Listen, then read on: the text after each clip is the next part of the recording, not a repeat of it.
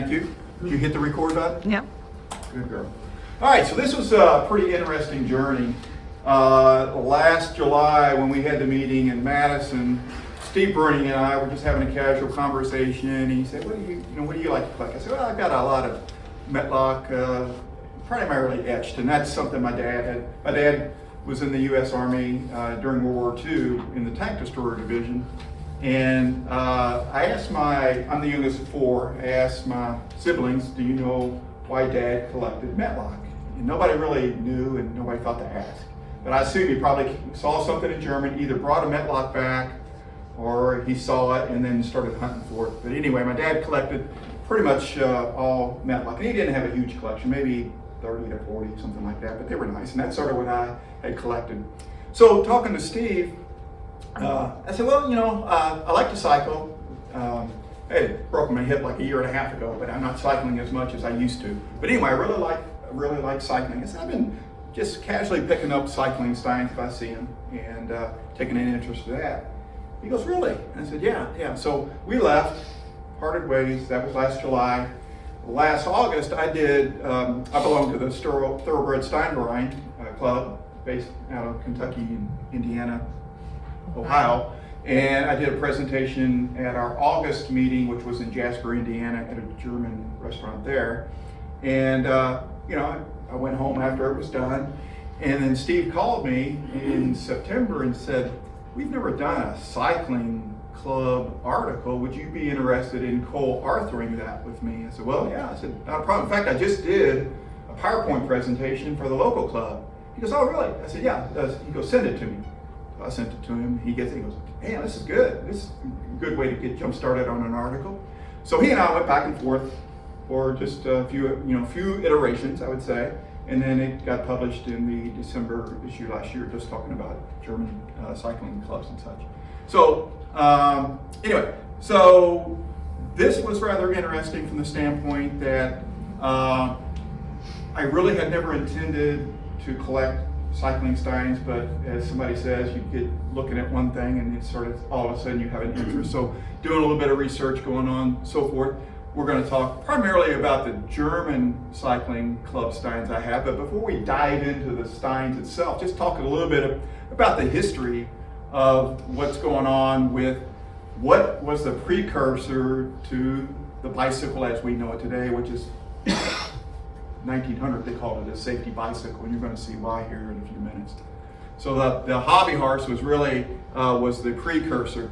Well, there was a major eruption on the other side of the world. It was at Mount Tambora. Had anybody heard of this? It was the 1815. It was the year without a summer, and it was 100 times bigger than Mount St. Helens. So it not only affected Indonesia, but it went all the way to Europe, and it actually affected the U.S. as well, the Northeast. They had snow in June up in New England and that kind of thing. So it was a major climatic event, and there was a lot of people killed. So this is where Mount Tambora is located. Just there, right south. Well, Singapore is pretty far away, but anyway, it's sort of in the middle of nowhere. But you can imagine that must have been a huge eruption to affect, especially Europe at that time. It blew almost a mile off the top of the volcanic mountain. That is crazy. When Mount St. Helens, it blew off part of that mountain. But I can imagine you got almost a mile that was blown off the top. That had to be a pretty major event. So one of the things that sort of led to this was the fact that because it affected climatically, it changed the temperature like 1 or 2 degrees, which is a big deal because the sun was being blocked and crops weren't growing, so animals weren't being fed. So now all of a sudden you got this situation where there's been over 70,000 people killed. Animals are starving to death because there's nothing to eat. So then this guy, Karl Dreis, a German baron, invents this thing called a hobby horse. This is the precursor. There is no pedals. There is no such thing as rubber. So this is before rubber was invented, and that didn't happen until right around 1900. So his little two-wheeled human-powered vehicle is shown right here. So I was trying to find like a video of somebody riding one of these things. I saw some modern video, but it was like, that's no good. So I found a clip. Buster Keaton, you ever heard of Buster Keaton? He was a famous silent movie star. He did a lot of his own stunts. And the one I remember seeing as a kid was like a house facade fell, and it was right where the doorway was. And there was no computer graphics imaging at that time. He basically stood there and you just pray to God that the earth didn't shift or something. He survived it. But anyway, so Buster Keaton, here he is. Doesn't that look comfortable, guys? That looks really comfortable to ride. Ouch. Woohoo! So, you're going to see here in a second, he's going to put the brakes on. You see how the brake system works. Pretty nice. So, interesting. But anyway, this was a silent film, Buster Keaton, and it was called Our Hospitality. So I had to look up what that really meant. So, Our Hospitality, it was almost like a Hatfield McCoy kind of thing, where Southern tradition would have it that you would never kill a person in your house. So he was always, he was in a part of a feuding family, and they were trying to get to him, but it was a comedy of errors where he would escape. Well, he ended up falling in love with the feuding family, and they all lived happily ever after. But I thought that was pretty cool. So this is sort of the evolution of the bicycle. So the Dracaine, or the hobby horse, the velocipede had the pedals on the front wheel. And you remember as a kid riding a tricycle, you had it on the front wheel. It makes it a little bit hard with a two-wheel. It's a little bit more difficult to ride. And then they said, well, how can we get more speed on a pedal cycle? And they said, well, let's just make the front wheel bigger. Okay, well, that sounds easy, but man, that is interesting to ride. I've never ridden one. I wanted to ride one, but I'm not going to get near it now with the artificial hip. So I basically just rely on the video to help me out here. And then it evolved into the safety bicycle in the late 1880s. So the whole Industrial Revolution was happening about this time. You remember, the Industrial Revolution really started in the late 1700s in the textile industry in England. It then evolved into Germany and Europe in the early 1800s. So now you're getting into materials technology, new things, just the things where people are having more time on their hand and that kind of thing too. So here is the penny farthing. So why is it called a penny farthing? So there's the penny, English coin. And then a farthing comes from the word fourthing, 1/4. So a farthing is 1/4 of a penny. So if you look at the relationship, you got the big high wheeler there, and then you've got the relationship between the penny and the farthing. So why the big wheel? Well, for each pedal, you could go a greater distance. So it's a function of whatever your diameter is. If you double the size of the diameter, you're going to go twice the distance. So as big as you could make it, look how high this is. Now the limitation on how big the wheel could be was how long are your legs. Because if you can't go beyond a certain dimension, because then you can't even touch the pedal. You can touch half of it, but you can't touch the other half. So the peak interest for the high wheelers was this 1871 to 1885. And it was hard to ride, and it wasn't too safe. So hopefully everything will queue up. There we go. So that's what they call a header. So you would do a header, and it would hurt. I can't imagine doing that. I wiped out really hard on my bike about 15 years ago, which is why I had to have a hip replacement, because the doctor goes, "Did you ever have any kind of trauma to your left hip?" I said, "Well, yes. I wiped out on my bike. I was probably going about 25 miles an hour and hit so hard and fast I cracked my helmet." So he goes, "That'll do it. My right hip's in great shape. Left hip had to be replaced."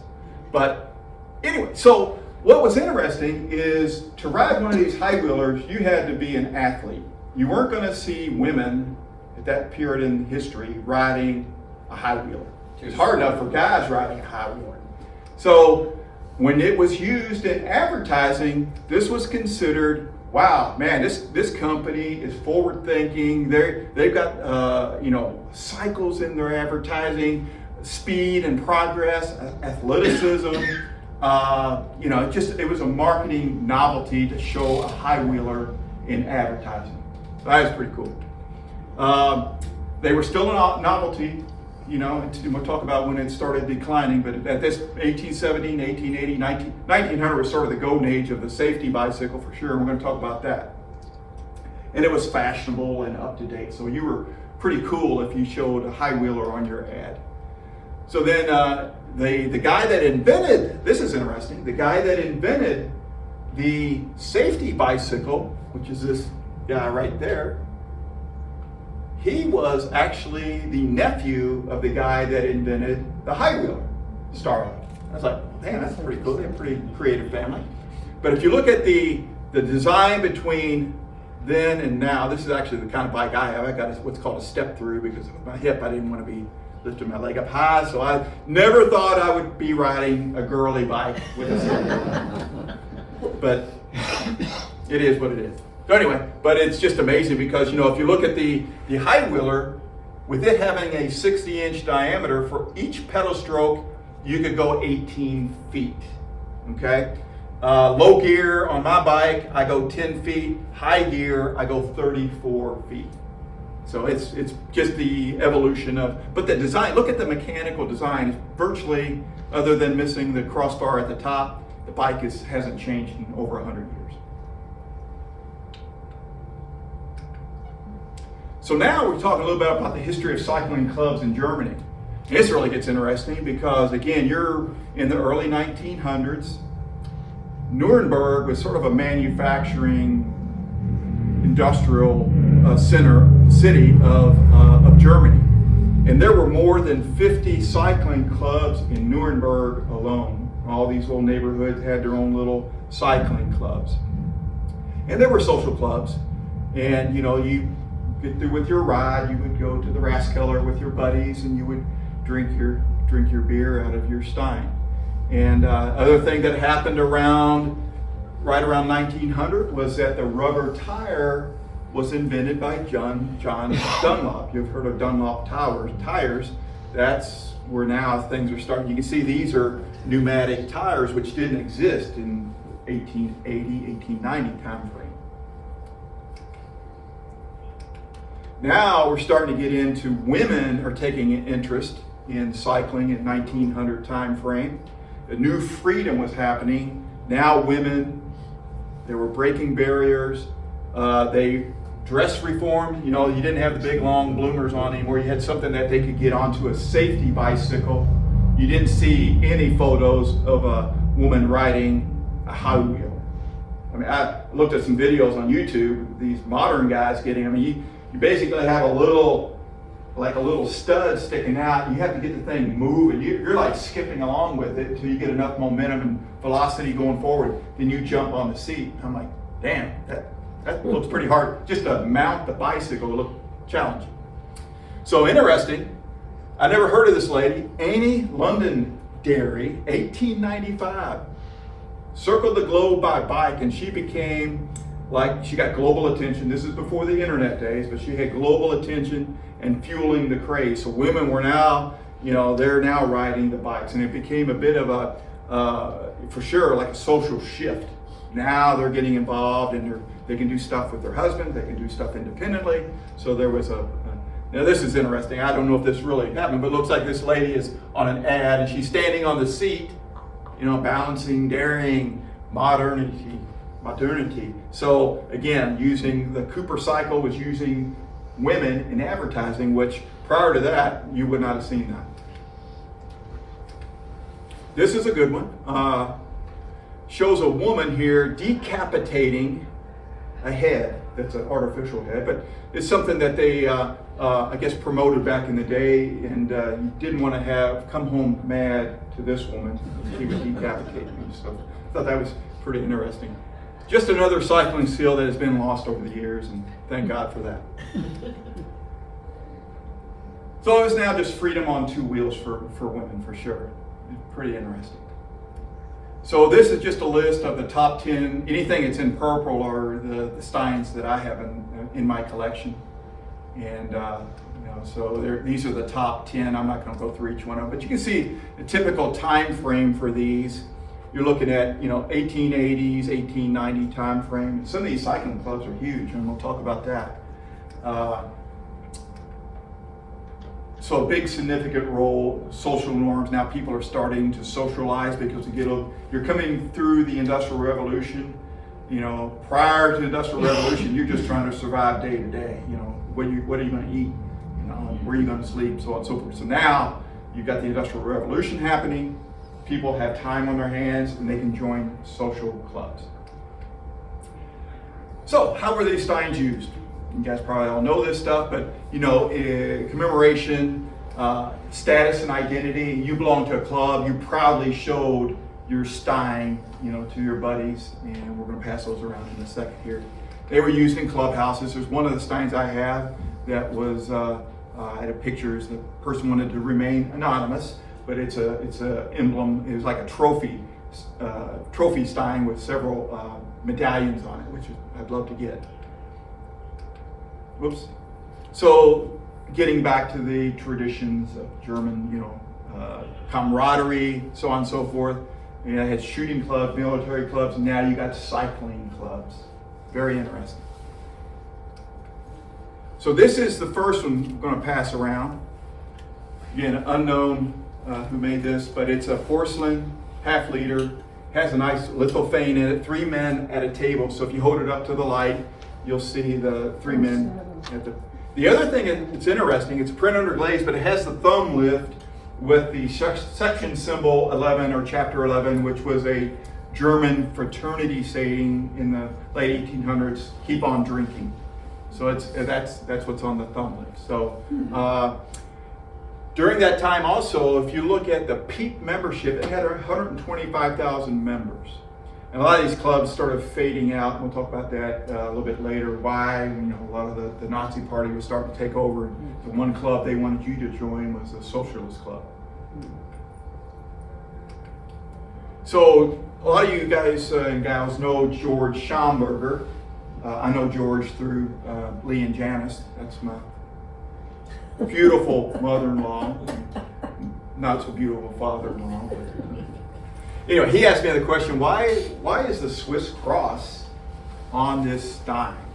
Because it's a German Stein, German club Stein.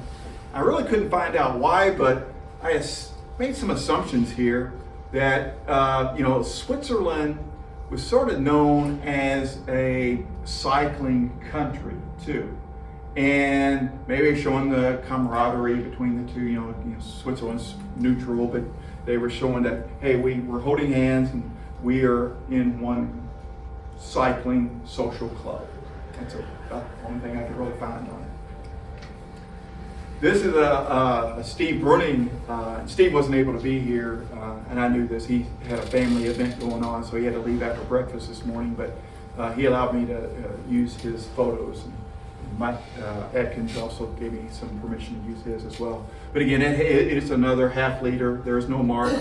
Same graphic that was on that Stein you have in your hand, and it has the lithophane in it as well with the high wheeler. Again, you're going to see this all Ohio on a lot of these Steins. Basically, safe travel, safe journeys on a lot of these cycling Steins. Go back one. Yeah, the pewter lid on this thing is beautiful as well. Just the pewter work on some of these is fantastic. This is probably one of my favorites. This is, and I've asked Ron, I just asked Les if they've ever heard of this company. And it has sight glasses on both sides. And this side over here, it's 1/4 of a liter. And the strike line on the 1/4 of a liter you can see on the sight glass itself. So what's interesting is that this club was a huge club at one time. Again, that's circa about 1900. The Hermann winning, probably be Winning, is in Erfurt. Ron and Les had never heard of it. So it's very valuable. I think this one's over $15,000 now. Just decided. So You wish. Yeah. for you, my friend, $100. So what's interesting here is it has reform marked on the bottom. And Leslie goes, man, they got a lot of detail on the bottom of this thing. I said, yeah. I said, man, I'm scratching my head on it. First of all, I can't find anything really about the company. But why does it have reform? Well, the late 1800s, especially Germans, being tight Germans, they wanted to make sure they were getting their fourth a liter of beer up to the mark. Or bartender wanted to put a little bit more in it, that'd be great. But then I look at the side of the side glass coming, down, 2/3 the length, the depth of the Stein. I'm like, probably was used if you're sitting at the Rathskeller with your buddies after a nice bike ride, you could glance over at Hans's Stein and say, Hans, man, you're really nursing that thing. How about catching up with the men in the group? Come on. So that was pretty interesting. So I'd never seen anything like that. It's enamel glass. So if anybody has any other thing to add to that, I'm all ears on that one. So again, a lot of these organizations, they were rapidly gaining a lot of popularity.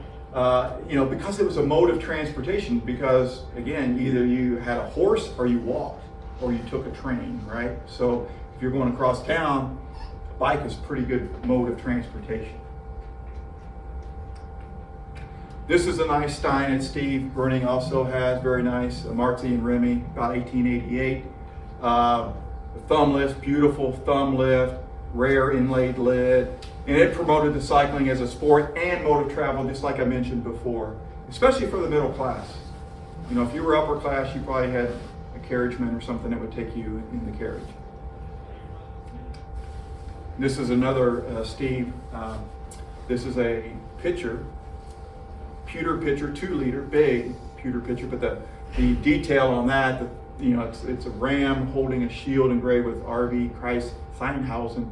This was probably a gift, personal commemorative gift, because of the way it was inscribed. In memory of your wonderful journeys, Herm and Louise Holtzmuller, June 21. So probably given to them as a gift by a club or a member. Very nice. Wanderlust. This is München AU, OWL. So I was like, what is AU? So I did a little digging in on that. This is a half-liter ceramic stoneware, circa around 1899. And again, it has a very nice detailed pewter lid with the high wheeler and the All Heil slogan. And again, this was created, the AU means that is the section of town in Munich that club was from. A lot of these clubs were local neighborhoods, right? So then that's where this sort of came into being. Again, here's another one. This is the Vonderfalken Radfahrer Club, Peregrine Falcon. And Peregrine, why would they use Peregrine Falcon? Well, again, it was speed. Peregrine Falcon is super fast, fastest animal diving at 240 miles an hour. So speed, you have a need for speed, join our club. There it is right there. And they got a safety bicycle on the lid, promoting cycling in as a means of both exercise and exploration, right? So then I looked at the little emblem here, red, and it says, is there like a decal? It says Nuremberg St. Leonard, STLND. And I'm like, what is that? So I put it on Facebook, and I had a response from this Ingrid Messner. She goes, I might be able to enlighten you. I think that STLHD stands for St. Leonard, which is a Stadtteil, which is like a neighborhood of Nuremberg where my grandparents lived and my mother grew up. I'm like, perfect. So I was like, that makes sense, So it continues to be an active club today. And you're going to see a lot of them were forbidden during the Nazi regime to exist. But then after World War II, it took a few years to recover. In the 50s, they started picking up steam again. This is a nice Stein. I wish I had this. This was an anonymous donor who belongs to SCI. Told him I'd give him $50 for it, and he's thinking about it. So very nice. It's a Metlock. This is most likely a custom design award Stein that has 2 rows of medals along the base, and above that is another ring. And then here are the 2 men, close up, shaking hands. This is a little bit of the coat of arms symbol there again. This, I couldn't tell what it was, and the owner sent back and said it's somebody doffing their cap. And what Albert told me at the last presentation I did, that was sort of a tradition. When you met somebody, you would doff your cap and say, good to meet you, that kind of thing. So I was like, okay. But the question is, was there a bicycle underneath? It looks like he's just going like this. Was there a bicycle that's supposed to be underneath that hand, or is it just, out there in thin air? And these are some of the close-up of the medallion. You really can't see them, but I'd love to have this time. This is be a nice one to have. And there is the close-up of the turner / farer. So that's gymnast, rider. What's interesting in that time frame, a lot of the turner clubs, the gymnast clubs, also had a sub-club, which was like the cycling club. So because you had to be an athlete to ride a lot, especially during the high wheeler days, you had to be a bit of an athlete to get on. You had to be a gymnast probably to get on the damn thing, sitting up this high. So that's sort of the connection there.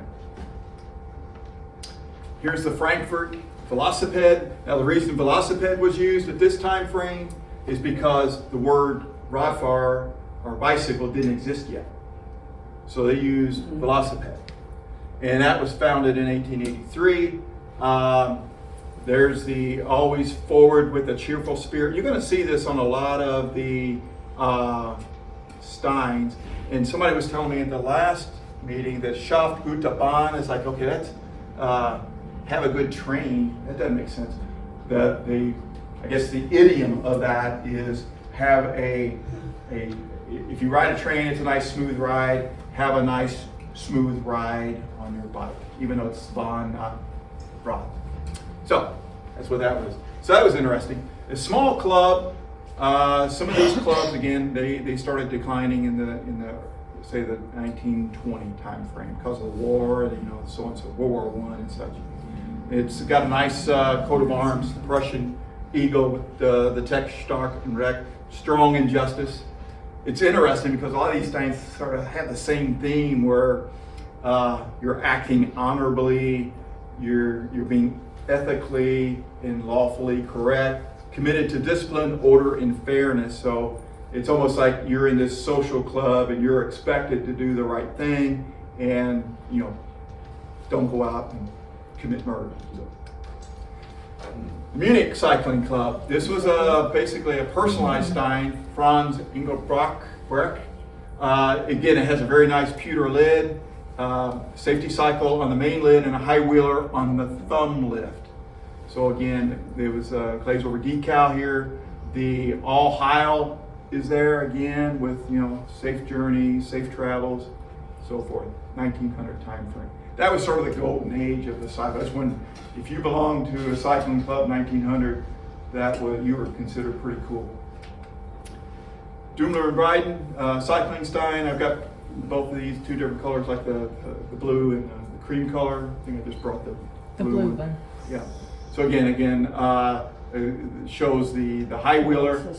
Again, we got this sort of boldly and freshly onward toward the good. A happy heart paves a good path. Path meaning that's the train again. So it's really saying smooth ride. Just like a train, you're on tracks.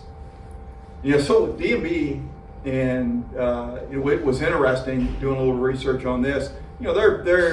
They had some very talented designers, very imaginative, multicolors on the Steins for sure, relief.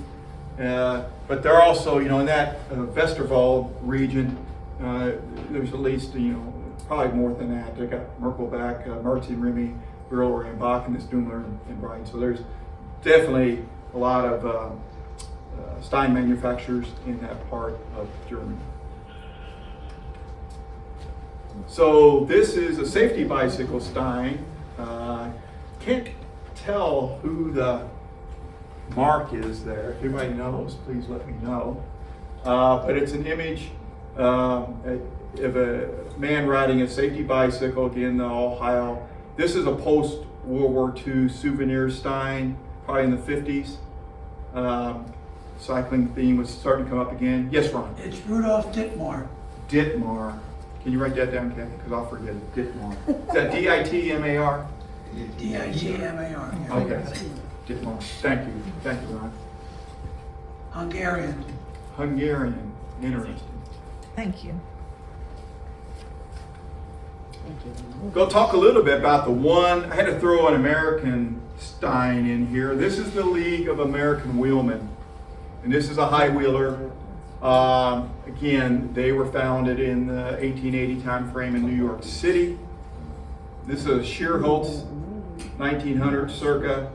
It's got a very nice lithophane in it, showing a man falling off. Looks like he's fallen into this woman's arm. So Les will tell me there's another Stein like this, same style, right? I think the thumb lift was different on it, but it has a different lithophane with the two high wheelers riding together or something. Is that correct? Well, there's the American and the German version. Oh, really? LAW is the League of American Wheelers. Yes. And the other one is Ohio for any German. Oh, okay. All right. That's good. Thank you. Yeah, so that's a nice Stein. So, League of American Wheelmen, and this is Mike Atkins Stein. He had presented this in one of his articles as well. So this shows a Metlock 2140 form number, 1898, and shows a man and a woman riding a safety cycle together. And then it looks like there's on the other side is racers. But some of the League of American Wheelmen, famous notables: John Jacob Astor, Diamond Jim Brady, and John D. Rockefeller. Now, Diamond Jim Brady looks like he weighs about 350 pounds. I doubt if he could sit on a bicycle or ride one at the least. So it's got a nice detailed pewter lid. Yeah, it shows the leisurely couple there riding along. And that's something that a lot to be said about that, because at that time frame is when, hey, women were able to start riding and having some freedom too. Been fun. So in terms of the fading away, why did that happen? Well, there were several reasons. The automobile was coming into being. The prestige, owning a car, you were cool now, whereas if you had a bike, that was cool back in the 1900 time frame, but here we are in the 1920s, not so cool. Plus you had World War I that was going on, from 14 to 18, so a lot of that put a little bit of a kibosh on joining a club. And then after World War I, there were a lot of political instability in Germany, and then of course the Nazis. If you belonged to a club, it had to be the socialist club. It couldn't be a bike club. So they sort of went by the wayside. So where are the German cycling clubs today? They're pretty daggone active. There's still a large population of Germans that like to ride. Over here, stat I found was in 2023, 37 million people in Germany are engaged in cycling. And it's good to see. And they do a lot for exercise too, but also for just transportation. The company I work for, we've got a sister company in Amsterdam, and there's a boatload of cycles in Amsterdam. They like to ride their bikes. It'd be nice to see that here in the U.S., but I don't see that happening anytime soon. So one of the downsides, this is a little bit of a dark history on the League of American Wheelmen, is the story about Major Taylor. And probably 99.99% of the population never heard of this guy. This guy was born, Kathy and I live in Indianapolis now. This guy was from Indianapolis. He was the Michael Jordan of cycling in 1900 time frame. But he was the League of American Wheelmen. Unless you were white, you're not going to join the club. So he basically was banned. He was the fastest guy on two wheels. But he went to Europe, was a rock star in Europe and in Australia. You know, he ended up, you know, when he tried to race in the U.S., there were a lot of things that were done against him. You know, they would bump him out of the race. They were hitting him and doing all kinds of stuff, just crazy. So, because of the color of his skin, he said, well, this BS, I'm going to Europe. So he went to Europe, and he made quite a bit of money in Europe, then came back, but he ended up dying as a pauper. And has anybody heard of Schwinn bicycles in Chicago? Oh, yeah. So Schwinn basically took, and they paid to have his body exhumed from the pauper grave and give him a proper burial. So that's what they did for him. But this guy was something else, and he had this endurance race that Madison Square Gardens, and I wish I remember the number, but he was on the bike with him and some others on for hours. I'm talking about not just a few hours, I'm talking about a few days. And if you took a break to go to the bathroom or eat some food, whatever, that's fine, but you're going to lose your lap count because there was people there keeping track of how many laps you went. And he didn't win, but he finished, which was there was still a few of them that finished. But sadly, this guy never got any recognition in the States. So this Stein here in the middle, have you guys ever seen that, Ron? Or, it doesn't exist. That was artificially created. So I basically sent ChatGPT. I said, put this picture on a Stein. So it put this on there, and I think I ended up saying, all right, put on the back side all the major accomplishments this guy had in Europe and in Australia. So then it listed all his major wins. You know, he was world champion on this year, Australia champion. I was like, damn. So there is actually an organization about Major Taylor, and I was tempted to write them in, because I think they have a scholarship fund. I was like, you know what, I would pay to have these made and sell them to anybody to put towards a scholarship fund or something like that. I think that would be, because this guy never got any recognition in the States. And about